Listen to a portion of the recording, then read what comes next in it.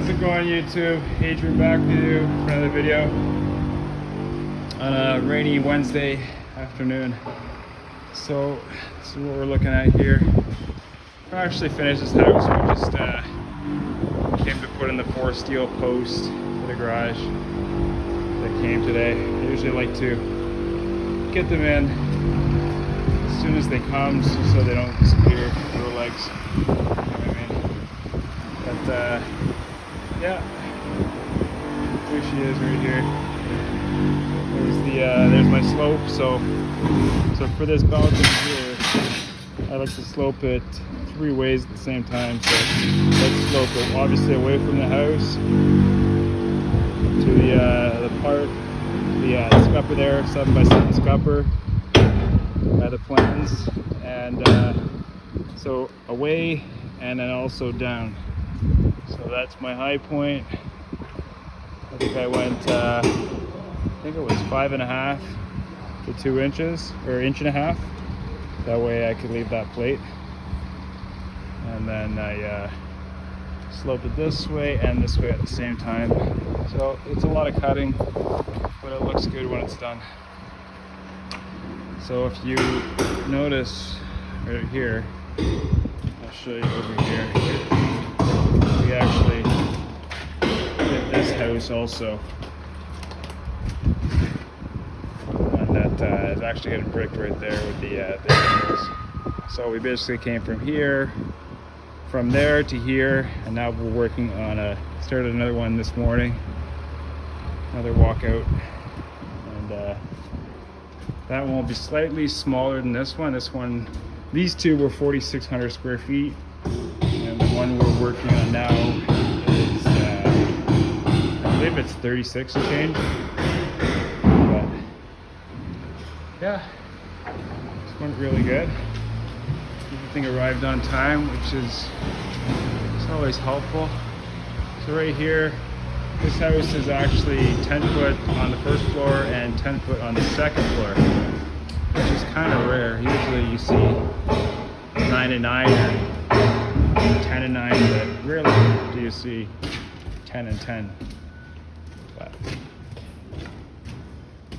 so because of the 10 and 10, this opening obviously became bigger, and we took that space from the hallway. But you still have a generous hallway. Yeah, just over 4 feet. Which is still good. Doesn't feel cramped. So knee wall locked in, tight in the bottom, obviously. I will say the good thing about having all 10 feet is no matter if you have flat arches or doors, they're all 99, 8 feet finish. So it's kind of cool. But yeah, this site is basically winding down. Probably on my last house right now. So it'll be about at least 9 years we've been on this site working, which is pretty rare for any site.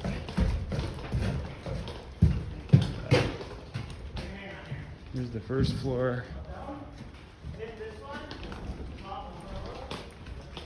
Now, if you notice, I think I made a video of my last house that in the center of these openings, we had to leave room for the vents.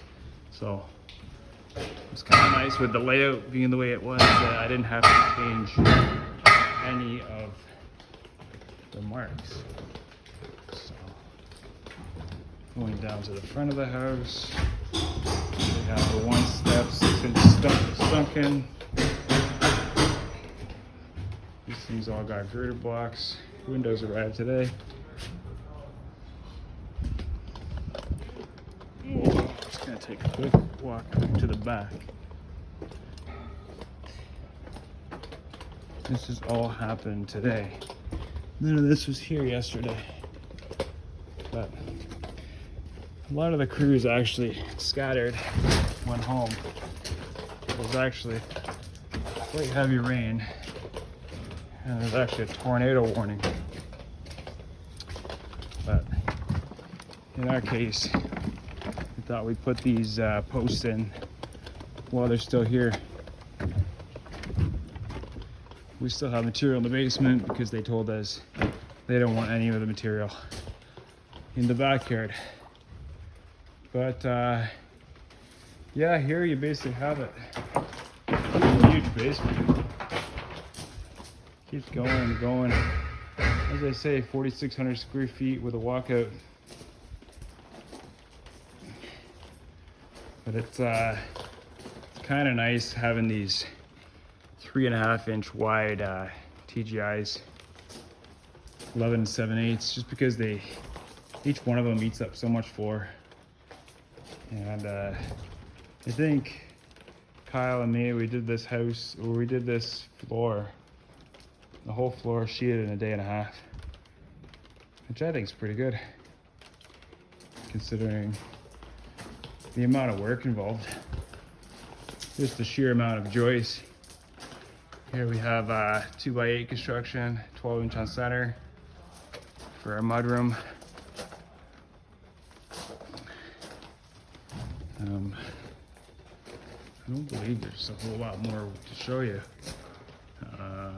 Code here specifies they want 3 2x6 posts anywhere there's landing on the corners.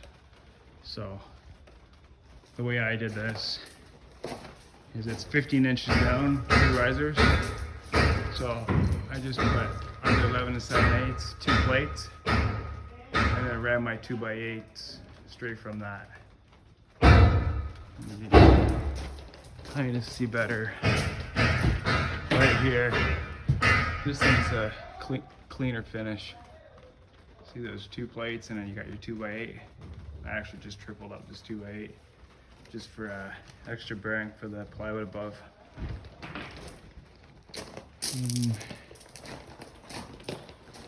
So yeah, there you have it. I will be posting another video tomorrow noting our progress. I'm hoping that the floor itself actually comes in. Got it all laid out. Walkout's done, sheeted for the most part. So really just you need that floor to show up. I want to show you a couple things real quick. You see here, a lot of guys, when they put pointless down, they put a couple spikes, which is what I've always done in the past. But if you're in a darkened basement, now this basement's not that bad because we got all that natural light back there. But if you're in a darkened basement, it's a lot easier to miss 3 hand spikes than it is to the 1/2-inch hole in the ground. And even on days like today, it's nice for drainage. So that's what I like to do anyway. I think Spectre likes it because they don't have to guess. They see a hole, they see a point load, in this case, squash blocks. And very easy to find. There's another one for the window above. On this site, or this builder, I should say, we basically point load every window regardless, as well as any loads coming down from the roof or floor. So I bet a bunch of you were questioning why I put this OSB here, and the reason is because it's more than 2 plates high on the mud cell.